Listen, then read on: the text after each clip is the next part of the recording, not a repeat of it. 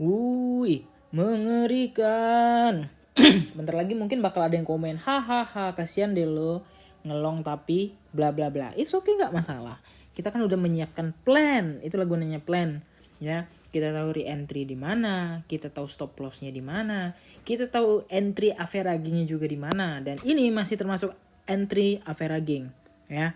Nah, sini aku jelasin dikit. Nah, ya sebenarnya di time frame 4 jam udah gold cross, tapi malah dibikin kayak nggak jelas gitu guys. Kalian bisa lihat ya, ini udah gold cross, lalu dibikin seolah-olah dia bakal terjun lagi ke sini, gini.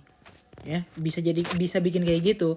Dan tadi udah ada bull diff sedikit, ya kecil aja, tapi udah dibanting. It's okay, nggak masalah. Mungkin menetralkan 1 jam kali ya. Nah, kalau untuk 1 jamnya udah jelas ya. Kita trading by indicator and rationalization market. Ya, yang penting aku udah cuan tadi sempat instan 74%.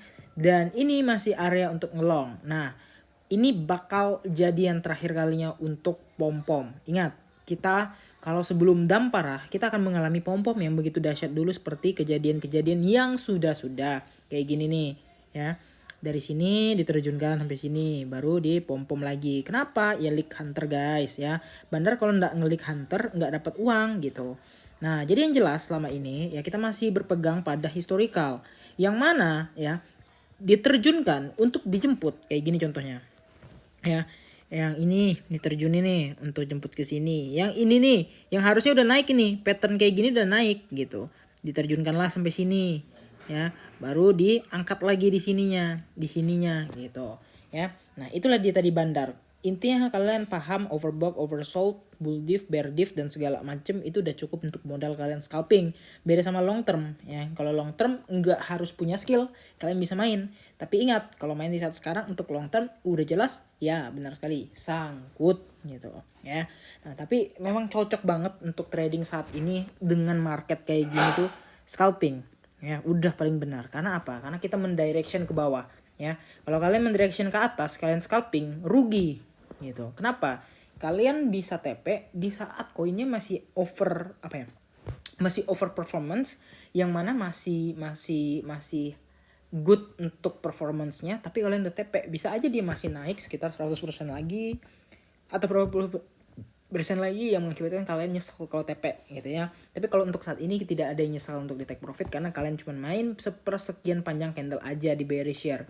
Ya udah jelas ya, bearish share ini sangat membunuh bagi orang yang tidak bisa trading. Kenapa? Ya karena kalau mereka belanja udah jelas sangkut. Tapi kalau bagi yang ngerti untuk trading ya, mainin BTC up, BTC down itu udah jelas banget ya. Mereka tuh bisa untuk perbaikin portofolio mereka yang mungkin aja minus di terpa beberapa saat yang lalu bearish share yang sangat ganas.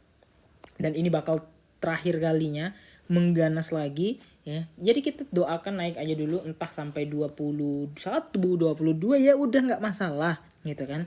Sebelum diturunkan untuk terakhir kalinya dan mengalami crypto winter. Yang mana di crypto winter semua orang berlomba-lomba ingin membeli tapi tidak ada volume. Ingat, semua orang berlomba-lomba ingin membeli tapi tidak ada volume yang mengakibatkan mereka pasrah dan tidak jadi membeli.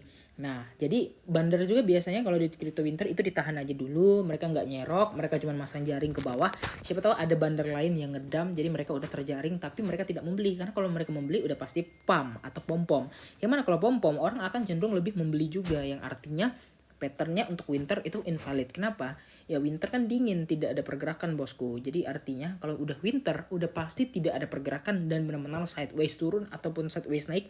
Yang penting sideways dan range harganya tuh berdekatan. Misalnya sideways di harga 15.000, paling 15.000, 13.000, naik lagi 15 ribuan, turun lagi 13.000, 14.000, gitu-gitu aja selama beberapa bulan, beberapa pekan ya.